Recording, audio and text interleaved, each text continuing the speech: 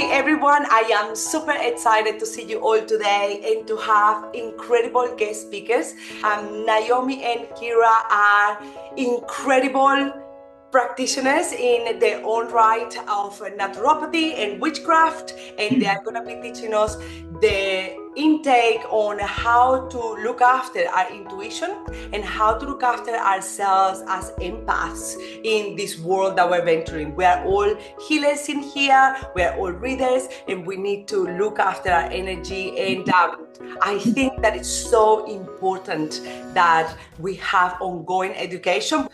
I got these ladies to help me, helping you with this extra little bit. We always learn so much more. So I can't wait to learn myself from you girls. Welcome, welcome, welcome. Okay, perfect. So morning, everybody, or good evening, depending on where you are. My name is Naomi. So I've been a practicing witch for a long time. It runs throughout my whole family, my mother, my grandmother, and so on. Ciera is a naturopath and also has embarked on the journey of witchcraft. So we just wanted to give people an overview today, just a very sort of small one in terms of intuition and empaths and how we sort of work with that in the craft. And you don't have to be a practicing witch or of any kind, or if you don't even like that term, that's fine as well, to get anything out of this and to use it in your everyday sort of daily practices. So let's start with the definition. So a witch obviously has been believed to be an evil person, someone who harms, someone who employs evil entities, converses with darker forces, things like that. That's all obviously myth and nonsense. A more truthful definition is that she is a wise woman, a healer, and sort of a shaman. And that actually comes from the old word witch, spelt W-I-C-C-E. And it's just sort of developed into something else, obviously later on with religion and the oppression of women from men and different things. So that is the true sort of definition of a witch. She's really just a healer, a force seer, a diviner to the divine, and she doesn't play any other role other than that. So here we'll talk more about empaths, but an empath is really someone who just absorbs another person's energy and experiences into their energetic field, and they become more emotionally attuned. So I often feel like as an empath, it's situations as well, not just people. It's experiences and memories and different things. Intuition, that's defined as the ability to understand something instinctively. So we use that one in the craft a lot. And that really drives how we do things, how we craft anything, and how we sort of conduct our energy. So as I've already mentioned, what do all these things have in common? They have energy in common. And I know everybody talks about energy, and energy sort of like worked out differently in different sort of settings. But in general, in the craft, energy comes from ourselves and nowhere else. We don't use anyone else's energy when we're doing anything in the craft, and we don't absorb it from anywhere and sort of mix it with our own. We channel energy, but we use all of our own. So that can make you tired, and it's really important to ground yourself in different things. But how we sort of work it is we activate our own that is born within us, and we become very attuned to that sort of energy so that we're able to use it in lots of different circumstances. And obviously because we're using it every day, we are sort of experts in knowing our own energy and how to conduct it. Now, as I say, we can channel energy, and we do that quite often through moon cycles, planets, deities. It can be spiritual energy as well. But when we channel, all we do is so channeling energy is about when we connect to other things other than ourselves, not about actually taking on other energies. And it's not about enhancing our energy as such, it's about channeling it. So they're two very different things. Now, whether everyone is versed in chakras or not, it's not really something that is in witchcraft necessarily, but just to make it easier to understand, there are sort of 3 levels of energy within our body. We use the lunar circuit, which is automatic energy. That's kind of like energy that's already in your body that's sort of circling around. And if you can split your body into 3 parts, that's like the bottom part. So your solar circuit is your sort of heart area, and that's sort of your soul spiritual energy. And then your stellar circuit is this top part, which is where we connect to spiritual energy and the divine, and we sort of channel that way.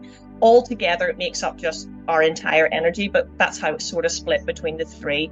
So that just sort of gives you an idea of how we use our energy and what sort of, you know, where they sort of sit within the body. Recognizing your own energy is the absolute key to embarking on any sort of thing with the craft.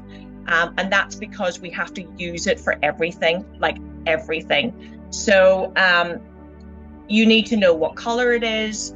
You need to know how it feels. You need to know how you can sense it. And that is directly connected to intuition and feelings and knowing your body and knowing if you're drained. Because often we can feel drained and we think it's our body that's exhausted, but it's our energy that's exhausted. So we really have to be experts in our own energy before we can sort of embark on anything else. Otherwise, we are not sure what we're putting out there in terms of crafting of any type, and then we don't know what the result is going to be because we haven't actually managed to sort of be experts in our own knowledge. So I just want to do a very quick exercise because this is quite fun, and lots of people have a different, it's different for everybody. So it'll be interesting to find out what people see. So what we're going to do is just have a look at our energy that's inside, and we're just going to have it. It's good. What you'll find is it could be a flash image, a flash color. It could be a word. That's fine. But the first thing that comes into your head after we sort of do this, that will be the spark of your energy, and then you'll know what the color is, what it looks like. And then you can use that. That's how we then use that in terms of how we settle our energy to perform sort of spell work and different things. So I want everyone to just take 3 deep breaths in for our balance, in through the nose, out through the mouth. And a second. And a third. Okay, so 3 is for balance, 8 is for connection. So number 4. Number 5, 6, 7, and a big one for 8. Now I want you to close your eyes and think of yourself looking inside your body. And I want you to imagine your body as a completely empty shell. So whatever color that is, black, gray, white, doesn't matter. Just make sure it's empty so you can see the inside of your body now, and it's just empty. Try and think of nothing else but the shell of your body. And then what I want you to think about is I want you to have the words in your head. What color is my energy? And just see, first of all, where it starts. It could be a little orb, it could be a star, it could be a square, it could be all over your body.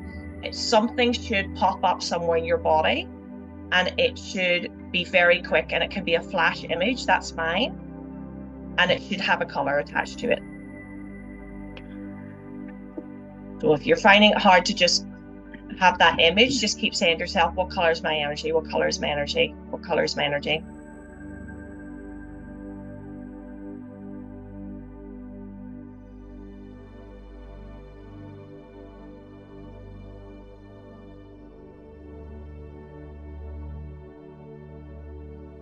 Try and think about where it started. Try and just be aware of where it started. Sometimes it starts really low down, sometimes high up, sometimes in your head or behind your eyes or in your palm chakras. It just depends.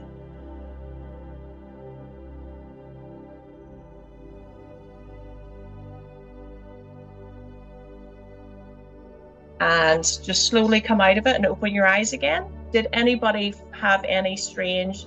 So mine comes up as different colors sometimes, but mine come up as a bright orange color, and it started in my hip, right to the side of my hip, literally where my ovary is. just like right there. And it was a small orb, bright orange, like a fire. You can obviously look into that more. Like if you obviously practice Reiki and different things, you can use the color system to sort of work that out more. In the craft, because it's not really about the chakras, although I know about them, the color is just important for you in terms of if you are working with spells or manifesting things, or you're binding things, or you're putting up boundaries, or whatever it might be, usually the color comes out. So when I think about my color and I think about what I'm doing, I usually feel it in my fingertips, and it radiates out of my fingertips, and the color just helps me to, know that, to see it, to be able to envision what it is I'm trying to put out there. So that's really, really interesting. So what it shows you is you have the power of visualization, and you have the power to ask. So in the craft as well, when we do any sort of visualization or meditation, you actually ask questions. And if you're not sure, you can say, show me that again. What color is it? What color is it? And you just keep saying it and it will come. And sometimes, like I said, it can come as a really clear vision for people. Other times it can literally come as like a blink, like a flash, and you think, like that happens to me a lot, and I'll think, I think I made that up. I don't know that I actually saw that. So I often will ask again and again, and I'll get validation from that. So don't worry about if something comes too quickly and you think, oh, I don't know if I caught it or not. That's just it. Practice makes perfect, right? So all that exercise does is just show you that you have energy, obviously, and what color it is, and where it starts is quite interesting, right? And if it radiates all over your body, that's fine. And if it starts as a small orb or a big one, that doesn't matter. It just means it's individual to you. That's how it looks for you. So that was great. So next, I wanted to just talk about, moving on from that, the invisible magic of the craft is where, as I've mentioned before, we're attuned to our energy very quickly because we use it all the time. We connect to the divine on a regular, and how we connect is we connect to the etheric web. So the etheric web is our, I suppose you could call it, it's like the energy web that exists everywhere. I always imagine it as a spider web or as a tree that branches off across the sky. It can be above you, it can be below you, it doesn't matter. It's different for everybody. So we have this saying in the craft, there's no gatekeeping in the craft, right? So whatever way you think of it is, whatever way you think of it is your connection to the divine or your connection to spirit, and that's how spirit shows it to you.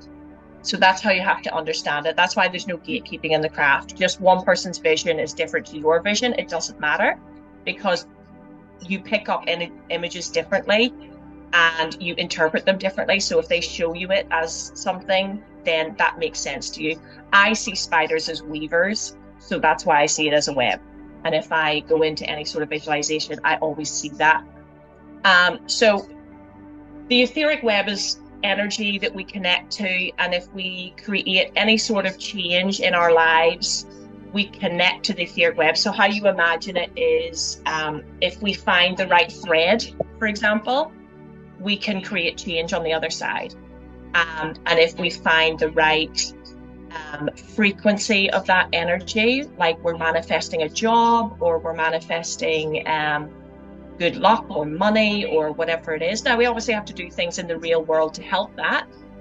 But if we're doing any of those things, how we're doing it is when we create any sort of spell work, we're pushing that into the etheric web, into the right frequency, into the right little thread, and that creates change. And that's sort of our whole embodiment of the craft. And we do it through lots of different ways, through spell work, through sigils, through meditation, through different potions that we craft, all sorts of things. But at the heart of it all is obviously nature. We use plants and herbs on a regular. We walk that entire path between the earth and the moon. So our intuition plays a massive part of that, because our intuition is key to picking up on those subtle changes in energy and picking up whether we are manifesting the right things or whether something is coming back to us and we have to pick it up or we have to slightly change direction. So it's quite important that what you put out into the web is as accurate as you can make it be. So energy of the witch, intuition. How do we know our intuition's working, right? And how can we trust it? First of all, it's really hard to trust your intuition, especially when you're just starting out. Sometimes that just comes later. That's fine. Sometimes people need a lot of validation before they trust their intuition. Some people don't, and they just, like kids tend to trust their intuition really quickly because they don't have ego. So practice makes perfect. And sometimes you continually have to trust your gut, and when you get constant validation, you will actually just learn to know when something is right for you or when something's not. And we all have days where we're off and we think, I don't know if I trust that. I think I made that up today because I'm tired. That's okay. This is where in the craft we can ask for confirmation, and we ask it through a variety of ways, through divination, through cards, through affirmations, through signs, any of those sorts of things. So our intuitive abilities come back to us through synchronicity. So a lot of the time, if we're doing any spell work or witchcraft of any kind, requires energy, because we have to make our own energy go out and create something, create a change somewhere. When we do that, an energy transfer sort of happens. And when that energy transfer happens, because if you're imagining you're putting something out there, it's connecting to the web, and then it's filtering down that web, and it's going to connect to whatever it is that you've put out there that you're looking for. When that happens, a sort of energy transfer happens. And if you can think of the universe as like this map of stars and all sorts of things, or however you see it is fine. It's billions and billions of little neutrons and connections and everything else. And what happens is anytime you do those sorts of things, sort of like an energy footprint is placed in your path, like a little blueprint. And when that happens, synchronicity happens. So repeating patterns happen. So when I've put out certain things, like I've sometimes actually asked for yellow butterflies for a particular thing, and then I suddenly see them everywhere. Or I will have been talking to my parents about something really random. Like sometimes my dad's German, so he once talked to me about he wanted me to name my kid Wolfgang, and I was like, that's not going to happen. I'm not doing that. Like, no. And all of a sudden, the name Wolfgang was everywhere. I saw it literally everywhere. It was on the radio. It was a conductor doing some classical piece. I found it in a piece of writing that I came across, and I was like, whoa, I'm not doing it. I don't care what the universe says. No, his name's Benjamin, and he's 13 now, so it's fine. But what I'm saying is repeating patterns are really important in the craft. So it's really important to pick up on those, because they are continual signs of your intuition and your blueprint that you've put out there. So when you see those repeating signs, it is like a validation to you that your intuition is working and that you are following it. And those signs are like your way of guiding you on that path, if that sort of makes sense. Again, it's different for everyone else, but when you become aware of your energy and you sort of walk that line, you walk it differently to everyone else. And as a result of that, you are able to pick up on the signs. So signs can be there for lots of different things, but we don't see them because we're not looking for them and we're not aware of it. So, and you can ask, right? You can ask for any sign you want. You have something really obscure and ask for it, and you see if it comes up. It will show up in the most random ways, like just, I've seen them on number plates of cars in front of me and everything, like really random, like words. And I've thought, oh my God, that's really weird. I just asked that the other day. So that's one way we can know our intuition is working. Another way is when the actual thing comes back to us. So we often think, oh, I should do this because if I don't, I bet you that would happen. And then when you don't do it, it does happen. And you think, I should have just listened to myself. That's another way. But the more times that you do it, the more times practice makes perfect. That's the same with everything. You really have to practice using your energy and trusting it, and understanding it, and trust. It's really hard to trust messages that come through, but that's where you have to silence your ego. So when I talk about our ego, I talk about the ego is your rational, logical self. And you have to silence that in order to receive spiritual messages or messages from the web, because you put out things that you wanted or you're manifesting something. So if that sort of makes sense, it makes more sense when you practice it. But I suppose when you see it more, you'll understand it, because you'll see it all the time and you'll think, oh, okay, I get it. So that's sort of what happens when you trust your intuition. And like I said, trust part comes a bit later, once you've been doing it a long time, or if you're one of these people that can just trust it all the time, that's great. My mom's one of those people, so she doesn't worry about being wrong ever. She just goes, I think this, and I'm going to believe it. So how does nature assist us? Well, there's an abundance of nature everywhere. It's literally across the entire earth. It heals us, it aids us, it binds us, it cures us. The long-standing tradition in witchcraft, it's literally throughout entire folklore. There's like tons and tons of folklore just written about plants, poisonous or otherwise. Science dissects it for a particular purpose, to harvest it for something in particular, like penicillin or whatever it might be. For the craft, we use the living part of the plant, and we use its spiritual energy. So what is it here for, and how can it help us? That's sort of, we're not using it scientifically, we're using it spiritually. So the spiritual essence. When we understand the plant's nature and we understand its energy, we actually get more from it than if we try to dissect it and use it in those sorts of things. So when we talk about nature and we talk about using it, we literally use it in everything. We don't just ingest it. Ciera will talk about that more anyway. We use it in sprays and candles and bath oils, literally everything. So when we use herbs and we use plants, we use its properties, its spiritual properties, and what is rich in folklore. We use that as part of our guide to what it's used for. So there are lots of books on what like the sort of properties of those are. Scott Cunningham's one's the most common. It's a really, it's a great book actually. But it's important to know that from culture to culture, those meanings changed because the plant grew in a different place or it had a different folklore attached to it. And that's okay. There's no gatekeeping in the craft. Like I said, in general, the guide on those books and what the spiritual sort of properties are is correct. And I often find when you use herbs and plants in the craft for lots of different things, you tend to use the same ones for the same types of spells.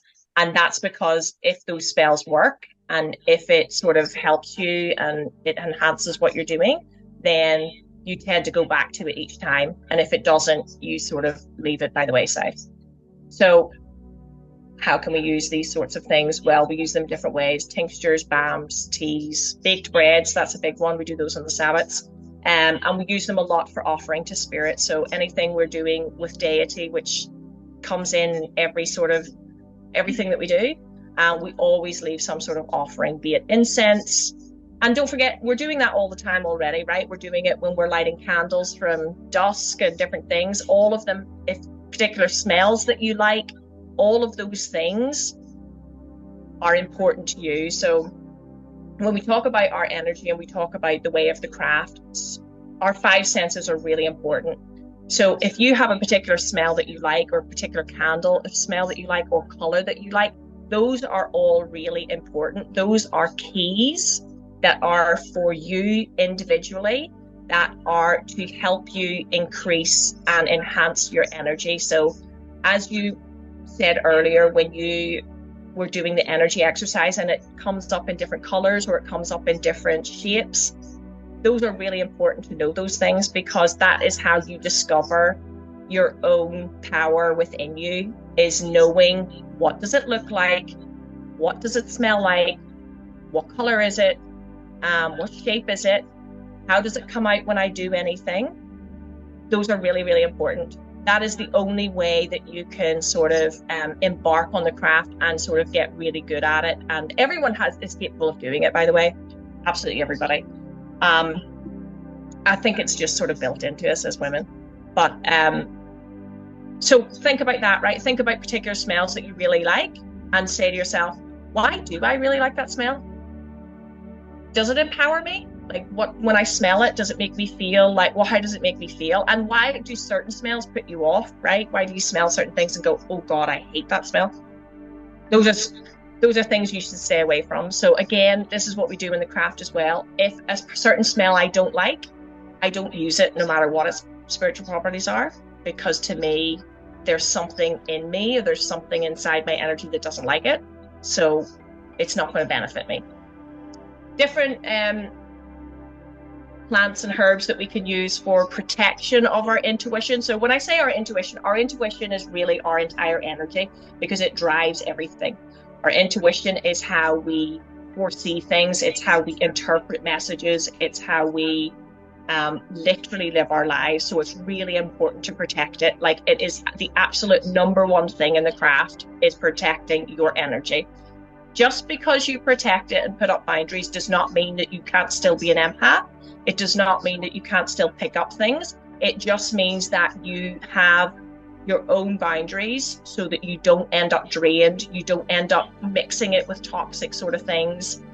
That's really important. So protecting from outside influences, again, not just people, environments, situations.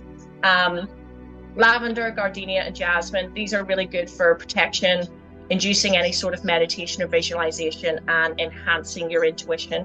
So I would normally always burn them on a charcoal disc, or I might put them in water or use the oil in an oil burner or something like that. Cleansing is also extremely important in the craft. We cleanse before we do any sort of craft work, because we don't want any yuckiness in our space before we embark on anything. And that is because when we connect to the etheric web, because we want to create a change somewhere, and I know that sounds silly because people think, oh, well, how can you create a change, karma and everything else. It's like, this is my opinion coming from my sort of birthright and how I know about the craft, but karma exists on many levels of the universe. And as long as you come from a place of integrity with any sort of work that you put out, it's not classified as bad or good. It's just classified as neutral.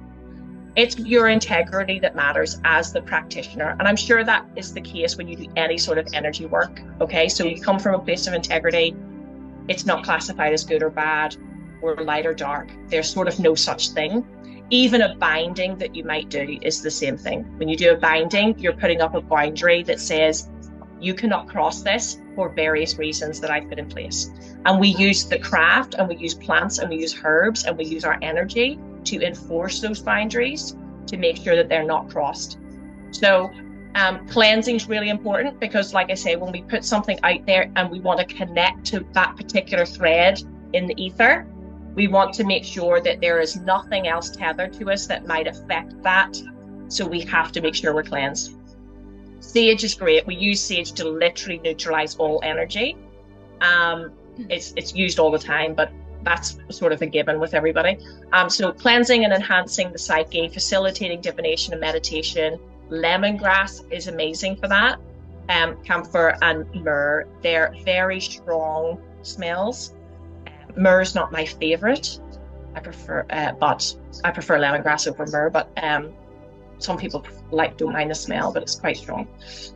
So again, I do it various ways. You can even, rub it on your hands, make up a wash or any sorts of things. Ciera will talk about that anyway.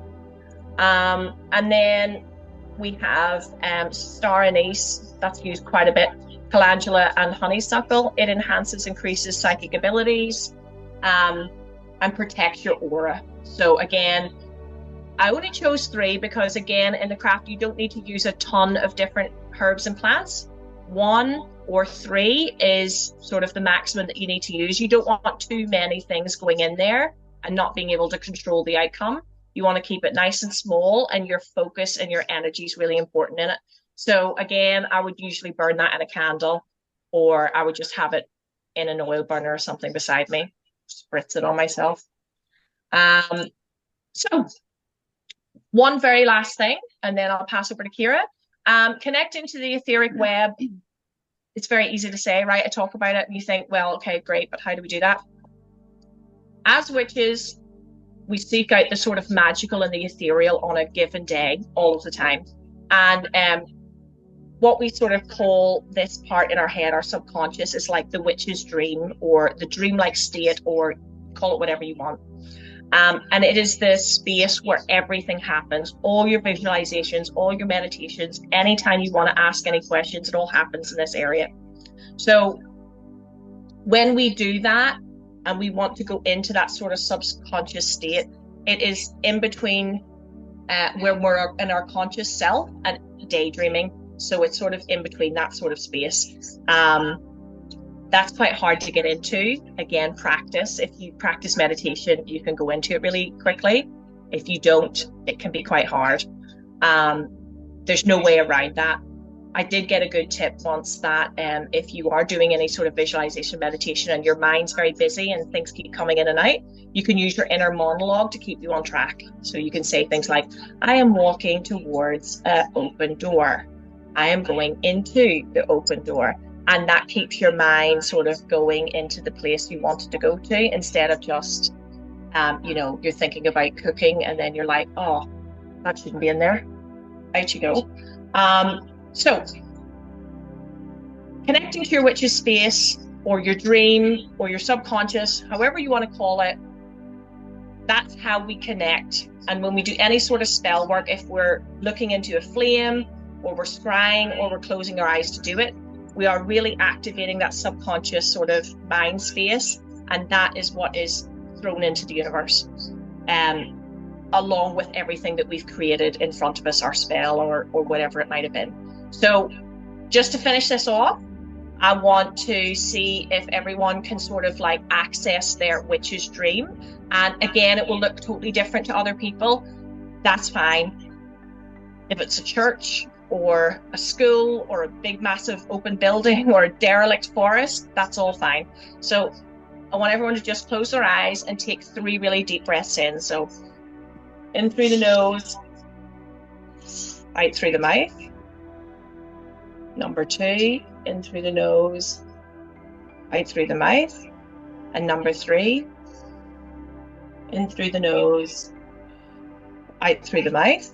And I want you to just sort of roll your eyes back and sort of imagine a complete void. Imagine yourself in a wide open space. It can be any color, it can be anywhere, as long as it's a big open space. And at the center of it is you. And as you stand at the center, you feel your feet root into the ground, as deep as they want to go, to spread across that space as much as they want to go. As your feet root down, your body grows taller and your arms stretch out towards the sky, and your fingers and your arms stretch out like branches, like lightning streaking that massive wide open space.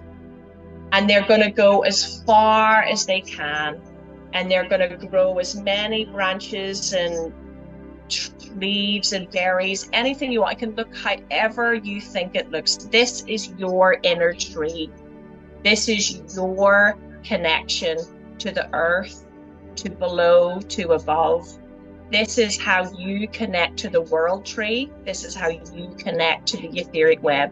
So as soon as you become that tree, you can connect to everything. You can pick up all the subtle changes in energy, and that is how we connect to the etheric web. That's how we put out what we're putting out.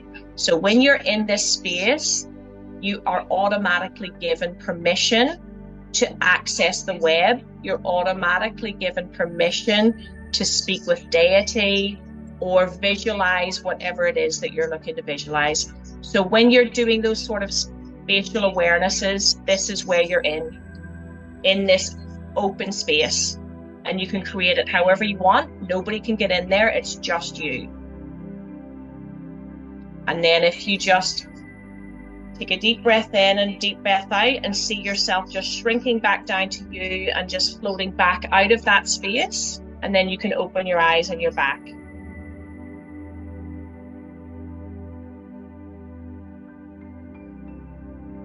And that's it. So that's just a little thing about your subconscious and how we sort of practice that. Good morning and welcome. Thank you for joining us. I don't know about you, but I feel so calm after that last witch's dream. So as Monica mentioned earlier, I'm a qualified naturopath and have studied herbs and whatnot. And I've also recently, over the last 18 months or so, embarked on my witch's journey with Naomi. And she's been teaching me how to sort of connect deeper within myself. So it's a journey that I've been on a lot longer than what I've been on with Naomi, but I won't go into that. But I'm just really loving learning the witchcraft side of things that I can connect with my herbal medicine and things like that. So as Naomi said earlier, defining the term empath is commonly defined as someone who absorbs experiences and feelings into their energetic field. And they can become extremely sensitive or emotionally attuned to the feelings of others. So in my opinion, although to say an empath is someone who's sensitive, that doesn't really give it its magical spotlight or magical power that I feel an empath deserves. I found this little quote when I was doing a bit of research for this talk, and it just kind of struck a chord with me. So think of being an empath as having a more open or porous emotional and energetic system. So as an empath, we take on the energy of people and situations around us. And it doesn't have to be, I'm sitting beside Naomi here and I'm taking on her energy. It could be absolutely anything. And it took me a long time to understand what this actually meant specifically for me. So do you ever feel the pain when your child or someone that you love gets hurt? Do you ever, have you ever gone to a wedding and perhaps you don't really know the bride and groom that well, but you see the joy and the love on their face and you feel all warm and fuzzy inside? These can be traits of an empath, but it can go deeper than that. So do you ever watch the news and you get really emotionally affected by what's happening on the news? Or you hear a story on the radio of what's happening, in your town or something like that, and it really, really affects you. Like you feel it deep within your heart. You could be watching a movie and you feel the emotions of the characters in that movie or documentary or whatever you're watching, or even as silly as watching an ad, and you feel the emotion that's coming through on that ad. That's all your empathetic ways taking on that energy. And it can be a magical thing, especially as healers, which a lot of us are, but it can also be very troublesome as well. So empaths in the craft, so we often intentionally draw on these energies, such as drawing down on the moon or doing spell work and setting intentions. However, if we don't practice the appropriate protection, as Naomi was talking about earlier, we can inadvertently mix our energies with the energies that we're taking on. And these can be toxic work environments or relationships, or, as I said, energies that don't directly involve us. It's really important that when we're working with energies, that we close our energetic field down. So as Naomi was explaining earlier, anytime we do any sort of spell work within the craft, we have to clear our space and then we have to close it down again so that we're not getting energetically drained. And this is the same as being when we're an empath, taking on those energies of other people or situations around us, we need to make sure that we can clear this energy so that it's not draining us. So we want to make sure that we're keeping that psychic door closed. Otherwise, it's an invitation for anything and everything to come in to our space and just disrupt our own energy flow. So within the craft, we call it good psychic hygiene. So making sure that we are looking after our energy. So where can we start from a herbal perspective? So herbal medicine has been used for thousands of years. A lot of the stories of old talk about the wise woman or the witch or, you know, the village healer. They all used herbs and natural elements to help with any sort of ailment, both physical and energetically. So in naturopathy, we don't work with just the physical body, like as one point. So if you go to the doctor because you're getting migraines, they'll literally just give you something for that migraine. They won't look at the body as a whole as to what is going on. And it's really important that we use these herbs and things like that to bring it all together, and work on both the physical and the spiritual and emotional as well. So ways that we can connect with herbs, as Naomi mentioned earlier, we can use teas, spritzes, body lotions, bath salts, incense and diffusers, candles. Like there is multiple ways that we can connect with energy and use it within our practice. So I've got a couple of kind of recipes and ideas here for you. So a quick and easy ritual is to have a cup of tea. And as busy mums and, you know, people with full-time jobs or whatever it is, we very quickly get caught up in the cycle of life, and, you know, being busy all the time has become like a badge of honor that people wear. And it's really important as empaths to make sure that we stop and slow down and close down that barrier. So having a cup of tea is a great way to do this. And you can make them using dried herbs, or you can use like pre-made blends from companies like Organic India or Puka for those people in Australia. I'm not really sure what's available in the States, I'm sorry, but herbal teas are pretty much everywhere. Like they're becoming more popular for people to use and access.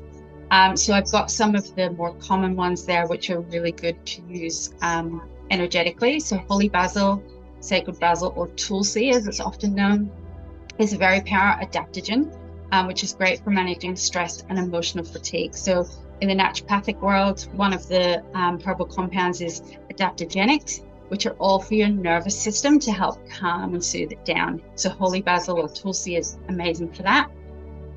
Turmeric and ginger are great for circulation and anti-inflammatory, which help to move that energy through your body. So when you're trying to expel this energy that's not yours and you want to get it out of your system, using something that's circulatory or anti-inflammatory can help to shift that from your body. Green tea, high in antioxidants. Again, when you have stagnant or yucky energy within your body, it creates these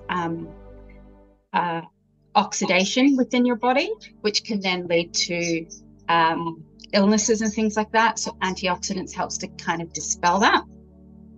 Chai is very warming, again, high in antioxidants and anti-inflammatory. And rose is very nurturing, self-loving, and again, high in antioxidants. So they're just great bases if you're going to try and make your own, or if you're looking for certain types of ingredients in pre-made teas. Room spritz, again, another quick and easy tool to use. I like to make these up and have them sitting at my workstations or carrying them in my bag.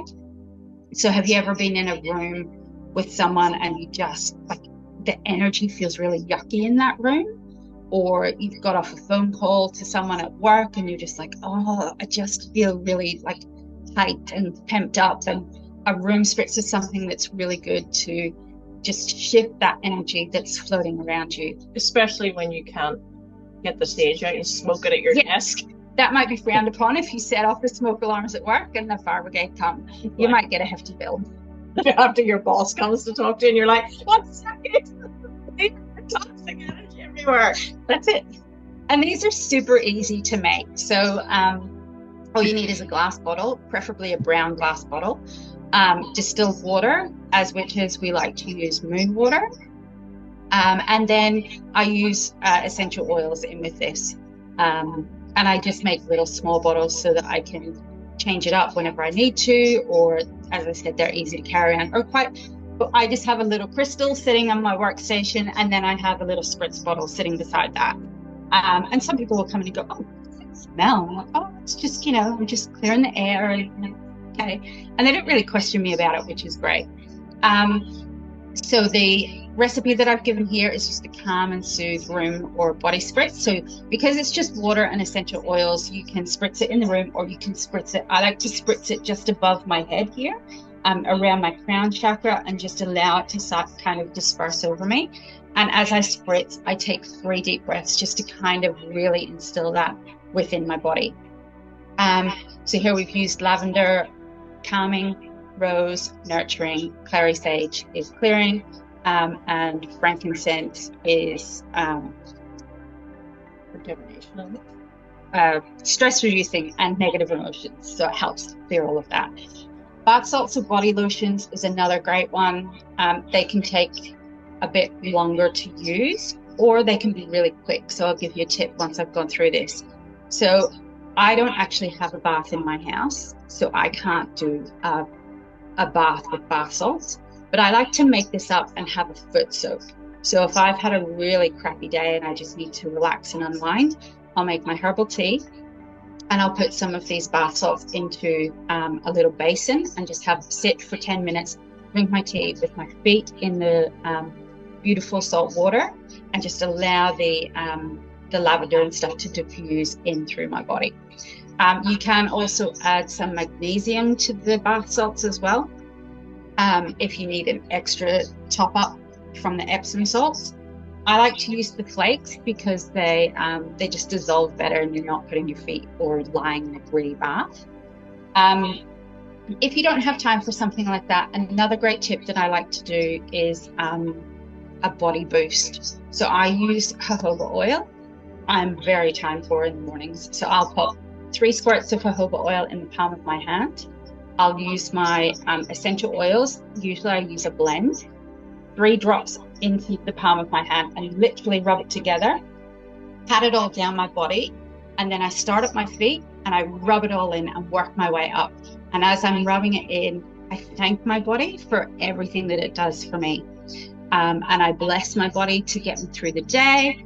It's just a great way for me to ground back into myself. Frantically running around trying to get the kids ready for school, trying to get myself ready for work, thinking about dinner, what I've got to do when I get to work. It just helps me to stop and pause. So that's another great trick. Incense diffusers and candles. So as Naomi was mentioning earlier, we use a lot of candles within the craft. You can buy beautiful natural candles infused with essential oils and crystals and things like that. Sometimes though they can be quite expensive, and they're obviously pre-made, so they've got the scents already in them, but you can make up your own. Like if there's particular scents that you really love, a great way to do this is to use a tea light. So literally get your tea light, put a couple of drops of essential oils on there that you want to use for their spiritual healing, just because they resonate with you, and then light your candle. And always as you light your candle, just say a little intention, thank you for being with me. I call upon my ancestors just to stand with me right here. Or I give thanks for this beautiful day. I give thanks for every breath that I can take. Just something small as you light it to kind of connect you with that flame that you're lighting. Also using an oil or wax diffuser is a great way. And again, we like to use moon water when we're using these. Pinch of rock salt just for cleansing. And then I've popped in some essential oils there that are really good to use for just for protection. So some excellent protective plants and herbs for empaths, particularly. So as Naomi mentioned earlier, sage, It's for purification and mental clarity. We use that a lot to clear our space before we start a practice. And we also use it a lot to close a space as well, just in case we've brought any unwanted energy into our space. Black or red pepper is great for dissolving negativity and protection. Rosemary is for healing and for purification. Dragon's blood is an awesome one for increasing energy as well as protection as well. Thyme for clean health and new beginnings. Burdock for cleansing, navigating and protection. Camphor for divination and purification. Lavender is an excellent protector and re-stabilizes balance. Eucalyptus for healing, protection and purification. So obviously, as a naturopath, the information that I'm giving is just general information. I don't know anybody's specific personal situations. So it's really important that when you're using any of these methods, you use them with taking your own circumstances into consideration. If you're going to ingest anything, teas are generally okay unless you're pregnant or breastfeeding.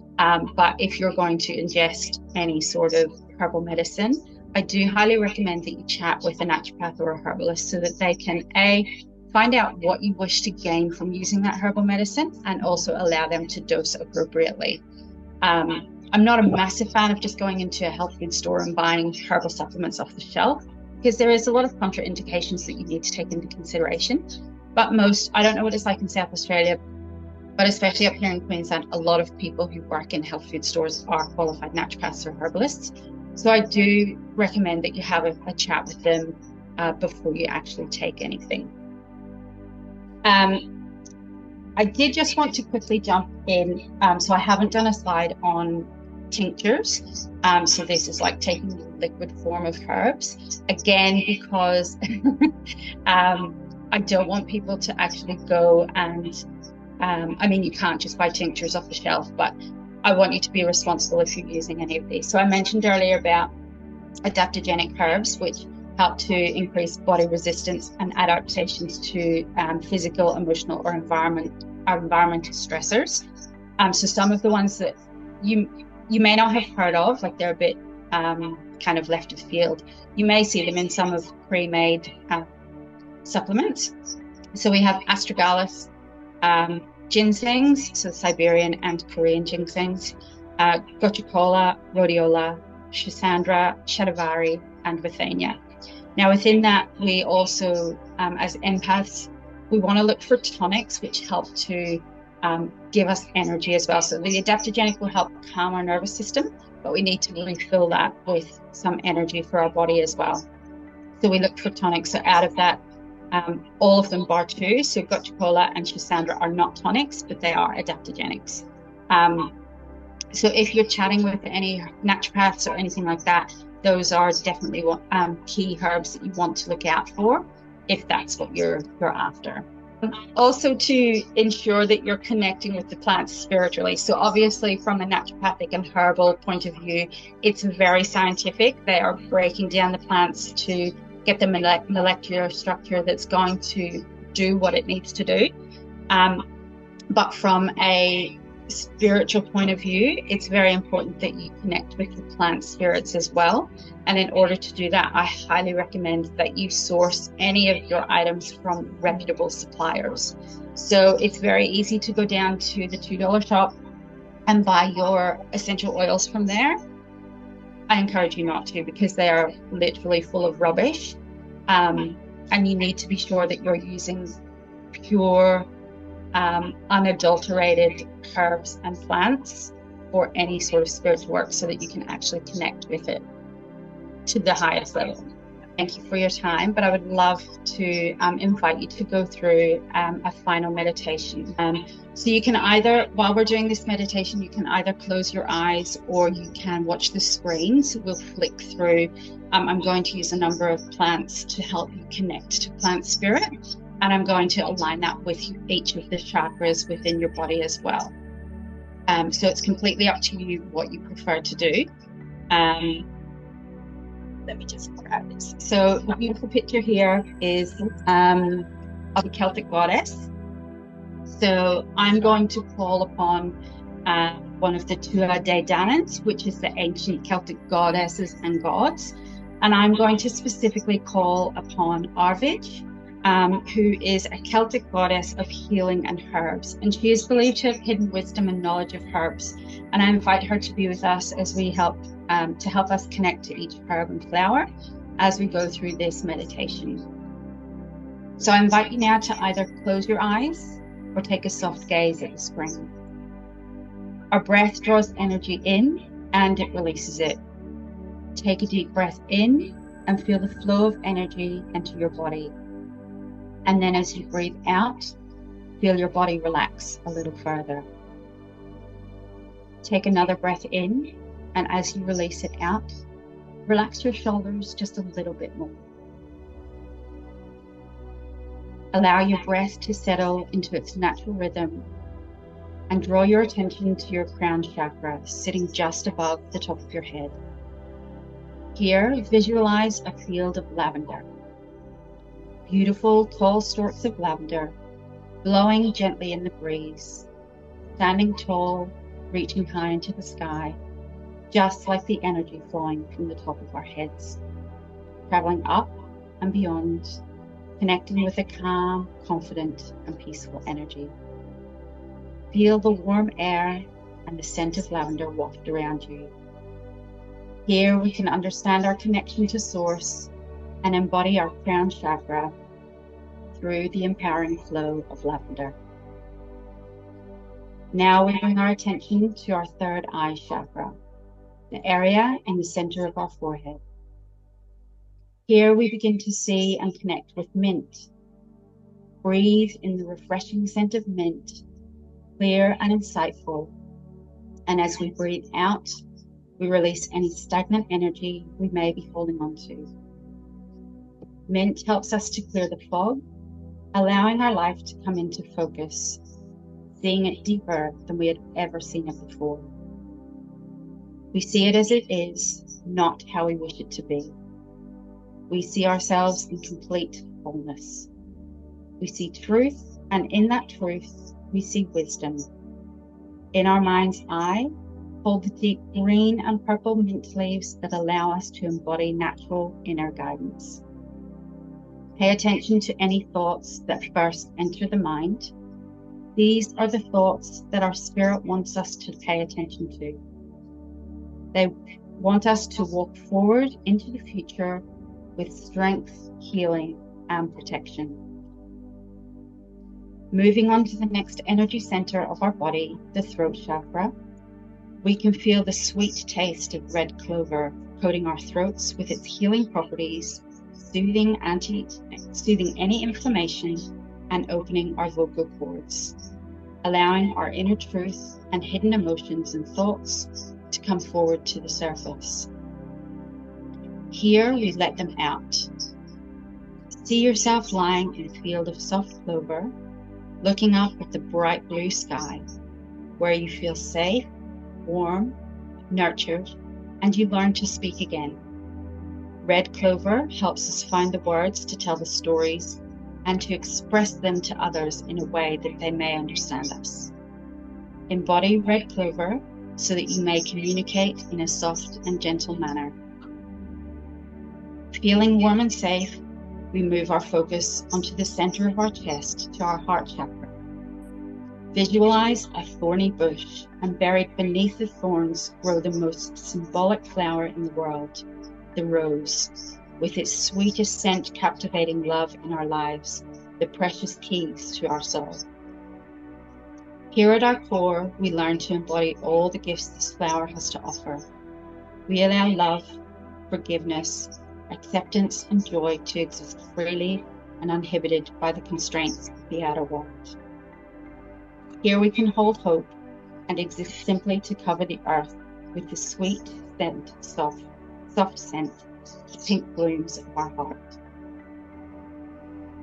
Further down our body, just below our diaphragm, is our solar plexus chakra, shining bright and hopeful. Its yellow glow embodies the sacred plant of rosemary, with its strong aromatic scent that stimulates our memory and helps to heal our guts, allowing us to remember who we instinctively are. This area is the source of our personal power, our self-esteem, and our confidence. It hosts our gut instinct, our natural essence, and our ability to act and do what we know we need to do. Here we bring our solar plexus into alignment by letting go of feelings of unworthiness and to be open to the possibility of our own growth. As we journey down, we come to the sacral chakra just below the navel, where we create, manifest, and enjoy the world we live in.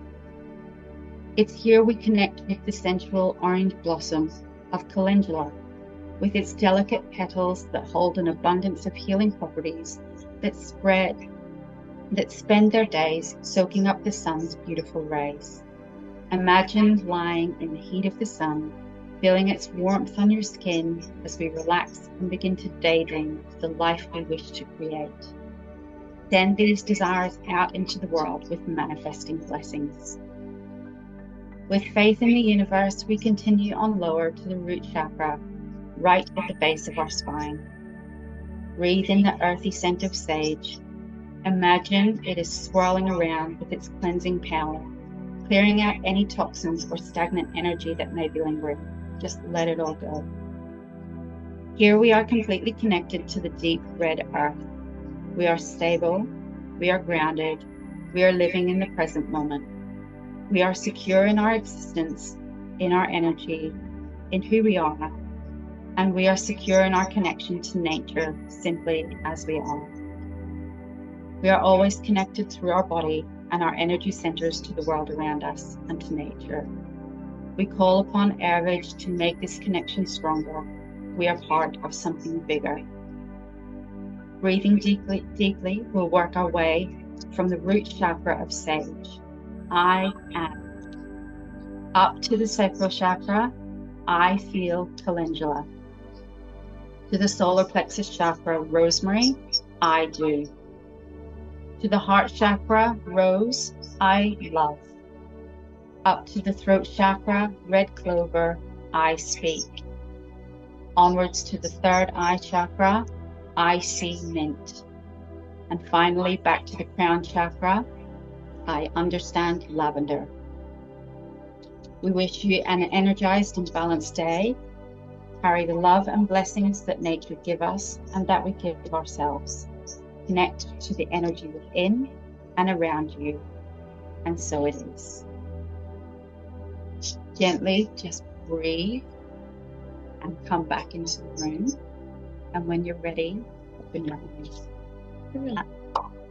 Oh my God, that was amazing. Oh, wow, ladies, you are incredible. I truly enjoy this class so much. Oh, thank you. Thank you. That was incredible. Yeah. So do you want to tell us if we want to learn more from you or if we want to ask any questions, how can we find you? Or how can we find you in the future? Hang around with you. We have Instagram accounts, so me and Ciera we've only recently created the Green Witches of Ireland one because we're planning on doing more talks. I have the Herbal Black one for a little while, but I don't use it that much. But that's actually my witch name, so that's again something that we do in the witch community. And we all have witch names that we connect to as our magical selves, and we refer to when we meet other witches and different things. So you can connect to us there, send us an email, send us a message. I am so grateful for everyone that came today. Thank you for a beautiful guest speakers. I can't wait to learn and see more of the Green Witches of Ireland, for sure. And I can't wait to go to one of your ceremonies. That will be lots of fun. So, and thank you to all the amazing healers and tarot readers that show up today. What an amazing quality of people that we have here. So, thank you, everyone. And till next time. Thank you for joining us.